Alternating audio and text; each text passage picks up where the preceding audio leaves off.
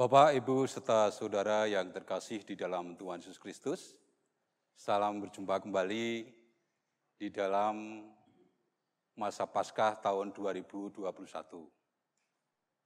Walau secara virtual, secara daring, namun kita tetap bersyukur, walaupun juga dalam kondisi masa pandemi COVID-19.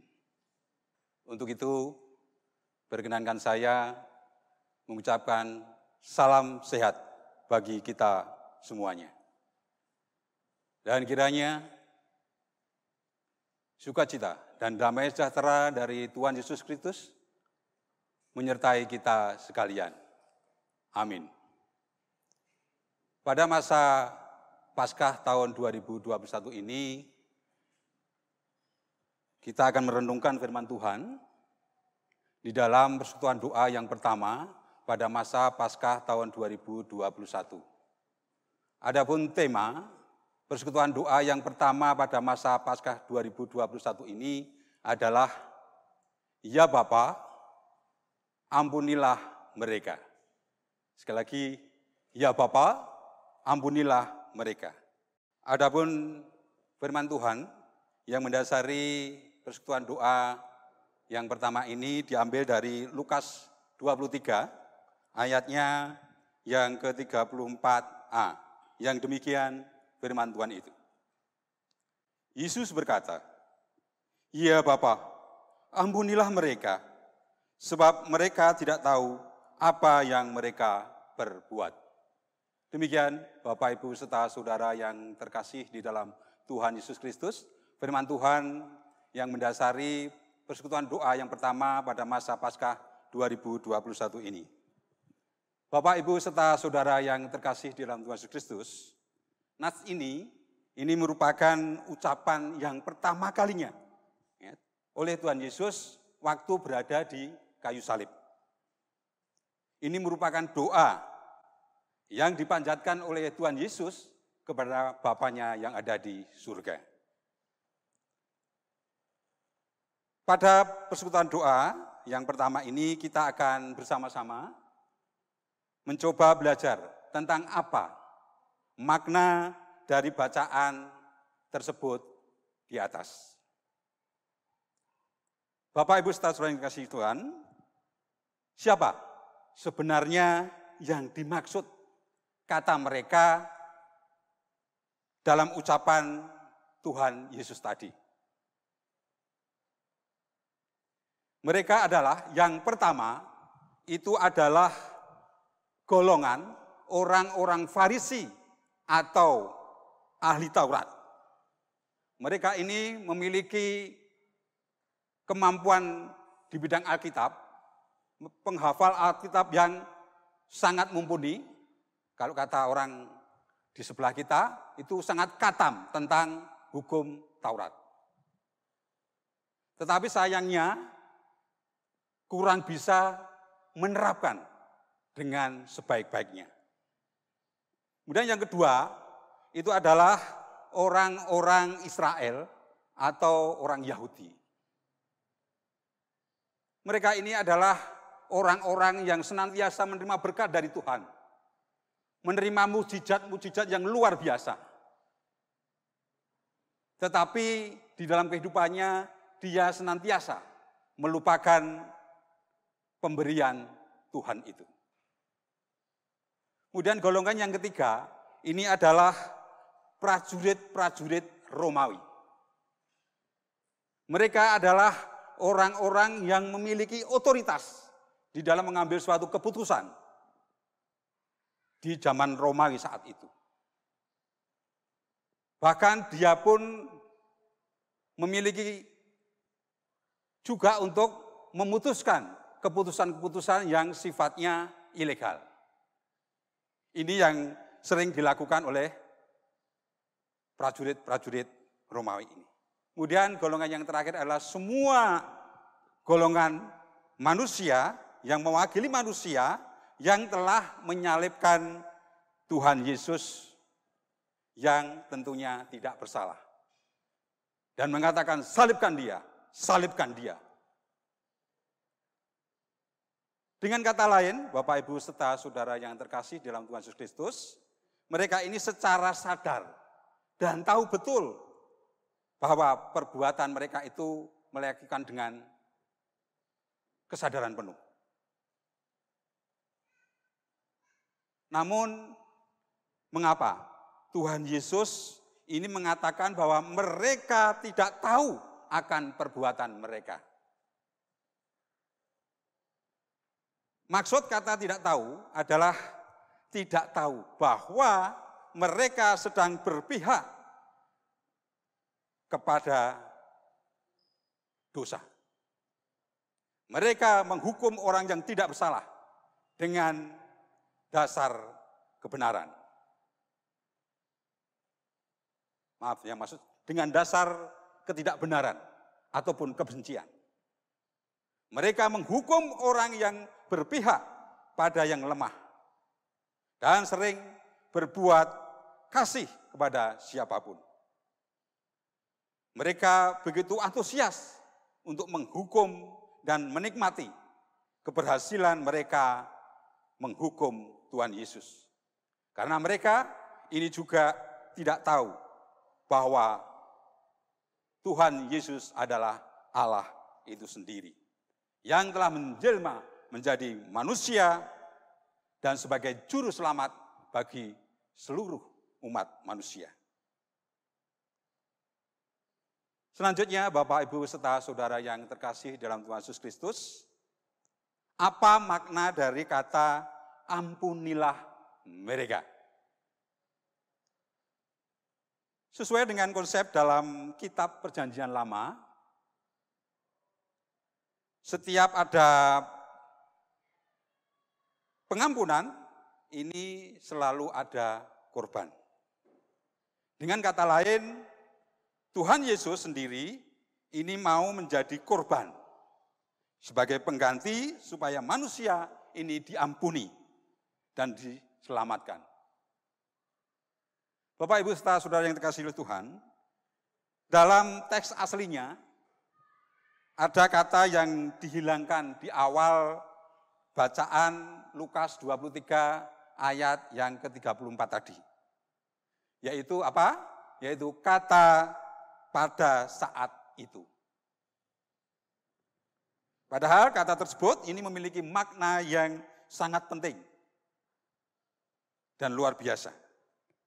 Yaitu yang pertama, ini adalah pada saat itu mengacu pada saat Yesus ini mengalami kelelahan yang sangat dahsyat. Kelelahan ini dimulai pada saat Yesus ini tidak tidur di Taman Getsemani, melainkan dia berdoa. Kemudian dia ditangkap, diadili, disiksa, diharuskan membawa kayu salib dan disalibkan. Yesus mau mengalami kelelahan yang luar biasa ini karena begitu besar cintanya kepada seluruh umat manusia dan juga dia juga mau turut merasakan kelelahan yang dialami oleh manusia. Kemudian yang kedua, pada saat itu mengacu pada saat Yesus mau tetap berdoa syafaat untuk manusia supaya diampuni dosanya. Sekalipun dia mengalami kesakitan yang amat dahsyat dan luar biasa.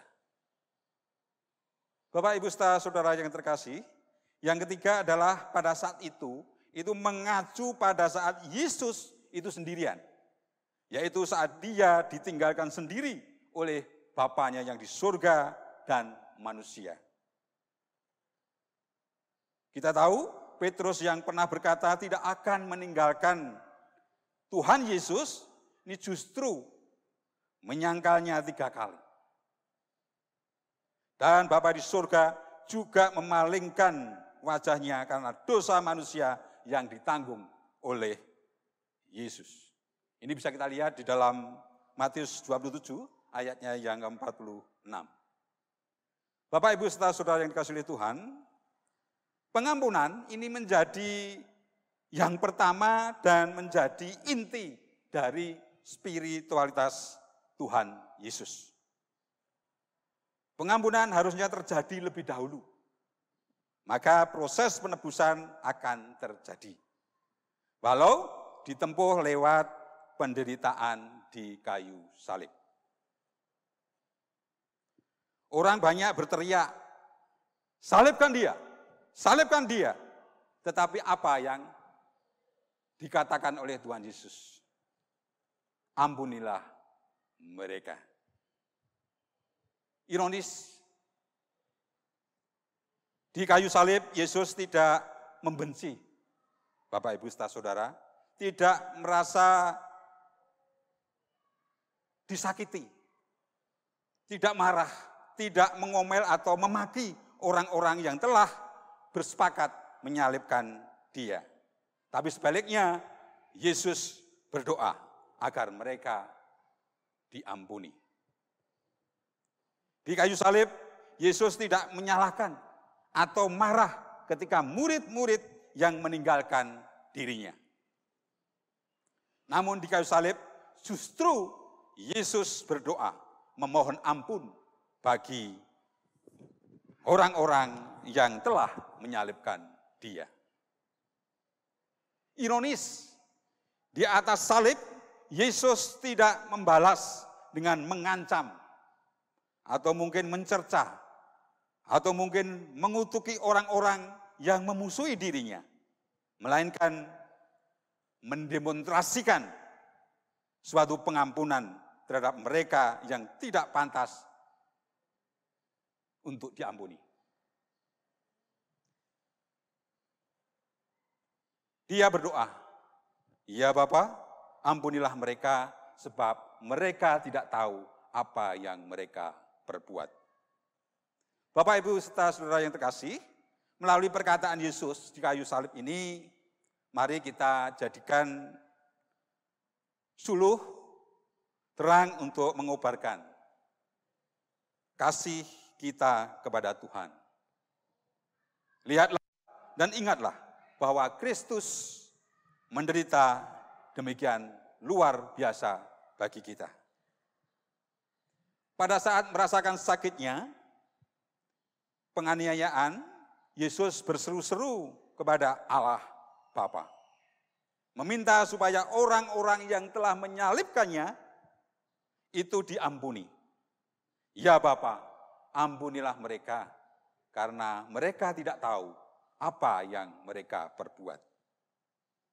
Ucapan Yesus yang meminta Bapanya untuk mengampuni orang-orang yang telah menyebabkan penderitaan yang demikian hebat, ini menarik untuk kita renungkan sepanjang di dalam kehidupan kita sehari-hari. Mereka secara sadar menuduh Yesus melakukan suatu kesalahan. Namun mereka tidak mengerti karena tidak mengenal bahwa Yesus itu adalah Allah sendiri. Bahkan yang lebih tidak mengerti lagi, mereka menyalibkan juru selamat dunia. Bapak, Ibu, serta saudara yang terkasih dalam Yesus Kristus, mari kita bercermin dari hal-hal yang sudah kita terima bersama. Yang pertama, bukankah kita seringkali ini merasa diri kita itu paling benar? Diri kita itu paling hebat. Kalau tidak ada saya, maka segala sesuatunya tidak akan berjalan dengan baik. Ini yang sering terjadi dalam kehidupan kita sebagai seorang manusia. Tapi itu manusiawi. Tetapi kita harus belajar untuk mengendalikan itu, bahwa segala sesuatunya itu berasal dari Tuhan. Dan mungkin saat itu karena kita digelapkan oleh dosa, sehingga tidak mampu memahami tentang kebenaran. Kita yang tidak mampu mengenali kebenaran itu sendiri. Dosa telah membuat kita lupa dan tidak lagi mampu memahami diri kita sendiri. Kita tidak mengenal siapa kita dan bagaimana seharusnya kita sebagai anak-anak Tuhan. Ampunilah kami Tuhan, karena kami seringkali tidak tahu apa yang kami perbuat. Yang kedua, sudah bersyukurkah kita? Ya Tuhan, kami bersyukur. Sebab Tuhan mengingatkan kami akan dosa dan tetap sedia mengampuni kami semuanya. Ampuni mereka Tuhan, sebab mereka tidak tahu apa yang mereka perbuat. Dan yang ketiga, rasa syukur dan doa yang memohon pengampunan bagi orang yang menganiayanya akan menjadi berkat bagi orang di sekitar kita, di sekeliling kita. Ketika sikap Tuhan Yesus ini mengubahkan kehidupan kita menjadi orang yang berkemurahan. Ya Bapa, ubahlah kami untuk menjadi murid yang berkemurahan hati. Yesus sudah mengampuni kita. Bapak, Ibu, serta saudara yang terkasih, maka sudahkah kita juga mengampuni orang lain? Kiranya Tuhan Yesus memberkati kita semuanya. Amin.